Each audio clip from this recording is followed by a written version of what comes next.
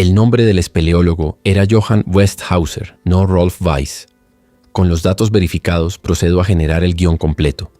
En junio de 2014, un hombre yacía inconsciente con una lesión grave en la cabeza, a más de 1000 metros de profundidad bajo las montañas de los Alpes bávaros, en la cueva más profunda de Alemania. No podía moverse, no podía escalar, y el único camino de regreso a la superficie implicaba atravesar pozos verticales de 250 metros, pasillos de menos de 60 centímetros de ancho, cascadas subterráneas y galería tras galería en una de las cuevas catalogadas por los propios espeleólogos como técnicamente exigente desde los primeros metros. Lo que ocurrió en los 12 días siguientes no tiene precedente documentado en la historia del rescate subterráneo europeo.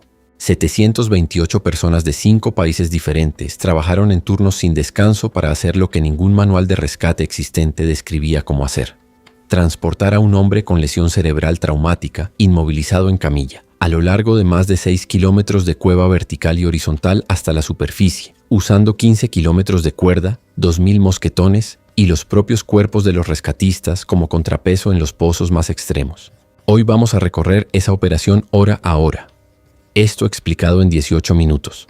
Para entender la escala del desafío, necesitamos primero entender el entorno en el que Johann Westhauser quedó atrapado.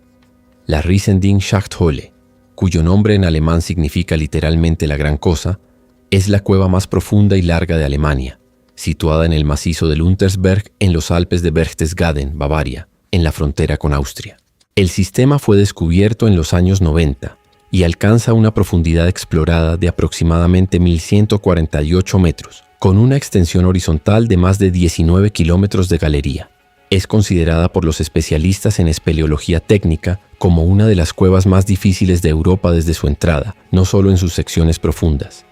El acceso desde la superficie ya requiere técnica de rapel avanzada. Los primeros metros obligan a descensos verticales que descartarían cualquier posibilidad de rescate convencional.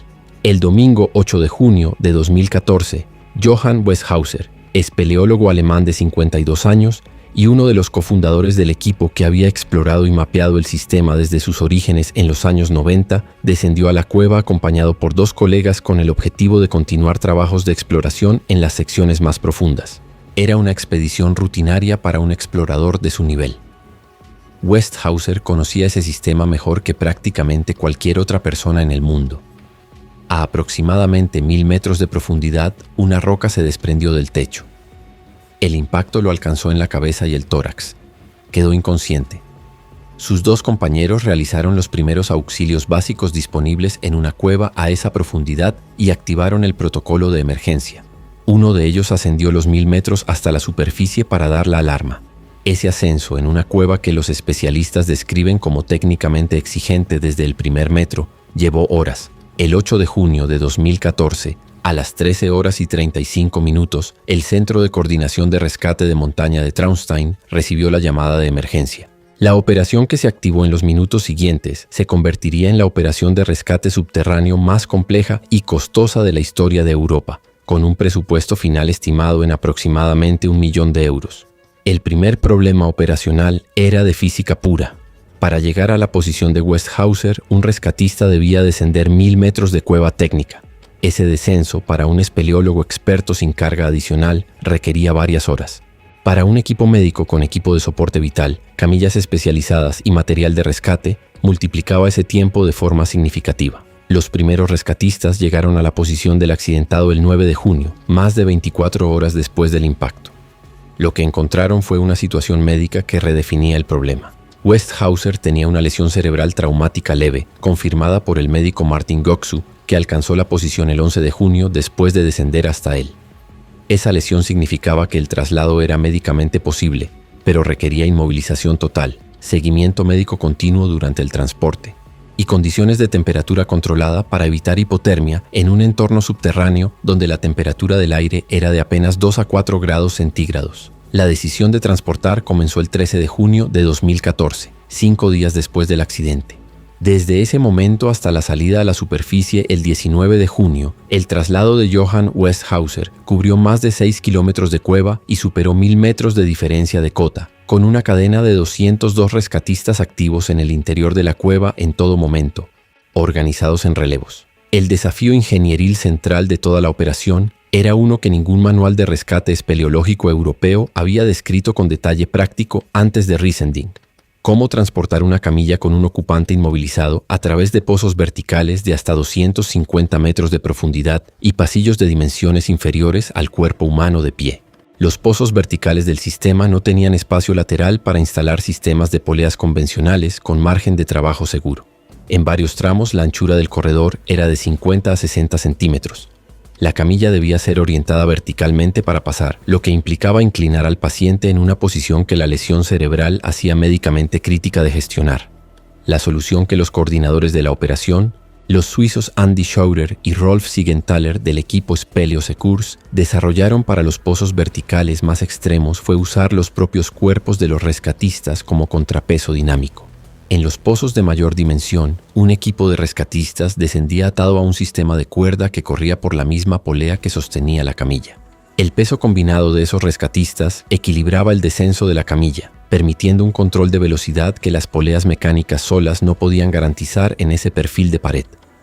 Es un sistema que los coordinadores improvisaron y refinaron durante los primeros días del traslado, documentando cada ajuste para aplicarlo en el pozo siguiente. En los pasillos horizontales más estrechos, los rescatistas formaban cadenas humanas de paso manual de la camilla, con relevos cada pocos metros para mantener la fuerza de agarre y la precisión de movimiento. El paciente era protegido de los impactos con la roca por una estructura de poliestireno y una bolsa de dormir especial que mantenía su temperatura corporal dentro del rango clínico tolerable mientras era transportado a través de un entorno a 4 grados centígrados.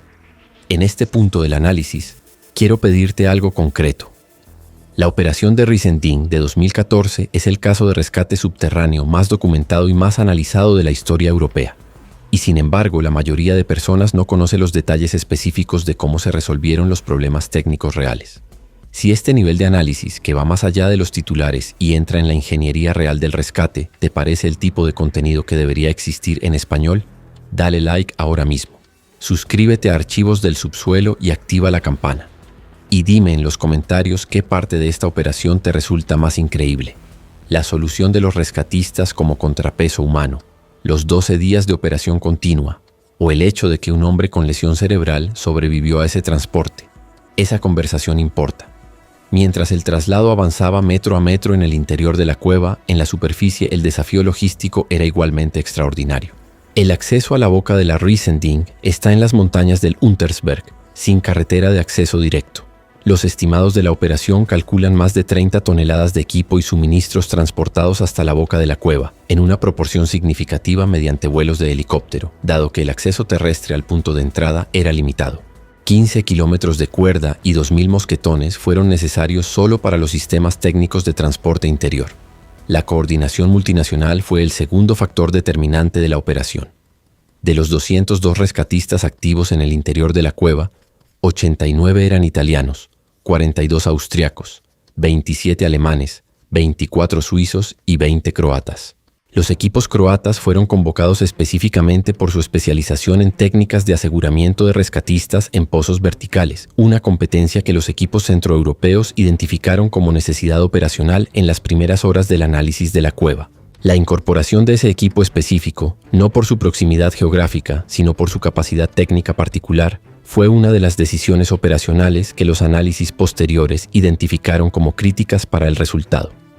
La coordinación entre equipos de 5 países con idiomas, protocolos y nomenclaturas técnicas diferentes en el interior de una cueva con comunicación limitada requirió un nivel de preparación previa que la operación de Rissending demostró como imprescindible. Los organismos de rescate espeleológico de la Unión Europea habían realizado simulacros conjuntos en los años anteriores al accidente, ejercicios que establecieron una nomenclatura técnica común, un sistema de señales de comunicación por cable y protocolos de transferencia de turno entre equipos de distintas nacionalidades. Sin esa base de entrenamiento compartido, la coordinación en tiempo real de 200 personas en el interior de una cueva a 1000 metros de profundidad habría sido operacionalmente imposible. El 19 de junio de 2014, a las 11 horas y 44 minutos, Johann Westhauser salió a la superficie de la Rissending en camilla, envuelto en poliestireno y bolsa de dormir, con 12 días de operación de rescate completados. Fue trasladado en helicóptero al Hospital de Traumatología de Murnau. Sobrevivió. Recuperó la salud. 10 años después del accidente, en entrevistas publicadas por medios alemanes en conmemoración del 10º aniversario del rescate en 2024, Westhauser declaró que volvería a la cueva con el mismo respeto que tenía antes. La operación de Riesending generó cambios concretos en los protocolos de rescate espeleológico europeos, que son verificables y están documentados. La Asociación Europea de Rescate en Cueva incorporó el análisis técnico de la operación en su programa de formación de coordinadores de rescate de nivel avanzado, con énfasis específico en 3 áreas: gestión de transporte vertical de pacientes inmovilizados, coordinación multinacional en tiempo real en entornos de comunicación restringida y logística de soporte prolongado para operaciones de más de 72 horas de duración. Esas 3 áreas eran identificadas antes de Riesending como desafíos teóricos en los programas de formación. Después de Riesending pasaron a ser estudios de caso concretos con soluciones documentadas y verificadas en condiciones reales de máxima dificultad. Lo que conecta la operación de Riesending con cada rescate espeleológico complejo que vino antes o después no es la profundidad ni el número de rescatistas. Es la cadena de preparación que hizo posible el resultado. La cooperación multinacional que funcionó no se improvisó en junio de 2014. Fue construida en ejercicios conjuntos durante años anteriores. Los sistemas de transporte vertical que funcionaron no fueron diseñados en el momento. Fueron adaptados de técnicas existentes por coordinadores con formación técnica suficiente para reconocer qué funcionaría y qué no en ese perfil específico de cueva. Y la capacidad médica que mantuvo con vida a Westhauser durante 12 días de transporte en condiciones extremas fue el resultado de médicos con formación específica en medicina subterránea, una disciplina que prácticamente no existía como especialidad formal antes de que operaciones como esta demostraran su necesidad. La lección de Riesending para cualquier organismo de rescate, en cualquier contexto y a cualquier escala, es que la cooperación entre equipos distintos no se construye en emergencia. Se construye antes en entrenamientos conjuntos donde se establecen la confianza operacional, la nomenclatura común y los protocolos compartidos que permiten a personas de 5 países diferentes trabajar en el mismo pasillo de 60 centímetros de ancho con la coordinación de un solo equipo. Esa preparación es la inversión que hace posible el milagro que el mundo observó el 19 de junio de 2014. Si esta reconstrucción de la operación de rescate más compleja en la historia del espeleísmo europeo te generó algo que vale la pena compartir, haz exactamente eso. Comparte este video con alguien que trabaje en rescate, emergencias o gestión de equipos bajo presión. Los principios que hicieron posible Riesending no son exclusivos de las cuevas. Son principios de coordinación humana bajo condiciones extremas que aplican en cualquier entorno donde la preparación previa determina el resultado final. Suscríbete a Archivos del Subsuelo si aún no lo has hecho, porque el próximo análisis regresa al origen de esta serie con el caso que más preguntas abiertas tiene en la historia del rescate subterráneo moderno. Gracias por estar aquí hasta el final. Johann Westhauser está vivo porque 728 personas sabían exactamente qué hacer. Eso no fue suerte, fue preparación.